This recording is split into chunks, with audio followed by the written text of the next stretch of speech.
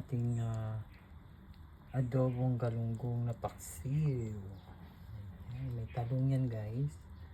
Ayan. Pwede din lagyan nyo ng ampalaya. So sa atin wala nang ampalaya dyan. Ayan. Ang sarap nito guys.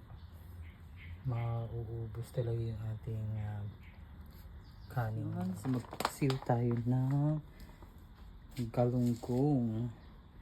Ayan siya guys. Nilagay ko na yung ating talong para mas masarap. Tapos lalagyan natin siya ng asin. Ayan. Tapos bechin. Ayan. Pang malakasan. And then paminta. So nilagyan ko na ng sibuyas, bawang. Tapos luya. Tapos lagyan natin ng konting mantika. Yung nagmamantika na paksiw. Ayan.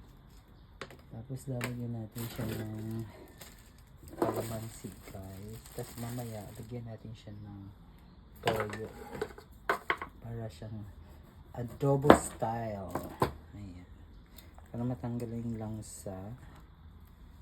So dalawang kalamansi yung ilalagay natin. So ganito rin ba kayo magpaksiw guys? So pinagsama na lahat. Tapos isasalang na lang natin yan. Ayan. Yan yung ating galunggong paksiw. Ayan guys. So kumulo na yung ating paksiw. So lalagyan natin ngayon ng suka. Ayan. Para mas masarap. Ayan. And then lalagyan natin ng toyo. Para adobo style. Paksiw na adobo. Ayan. And then lalagyan natin ng magic sarap. Diba? Ayan. So yan na yung for today's video natin guys. Ayan. Pakuluan lang natin siya ulit.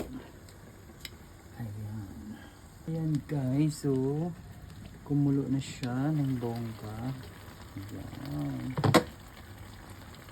So mimix lang natin yung mga sabaw niyan. Ayan, ang sarap niyan guys. Ayan. Sis.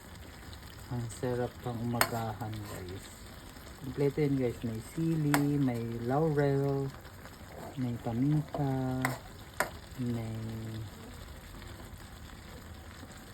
ginger, bawang, garlic, sibuyas. Ayan, luto na siya guys. Wow. Sarap. Ayan yung ating adobong galunggong na paksiw. Ayan, may talong yan guys. Ayan. Pwede din lagyan nyo ng ampalaya. So sa atin wala nang ampalaya dyan. Ayan. Ang sarap nito guys. Mauubos talaga yung ating kaning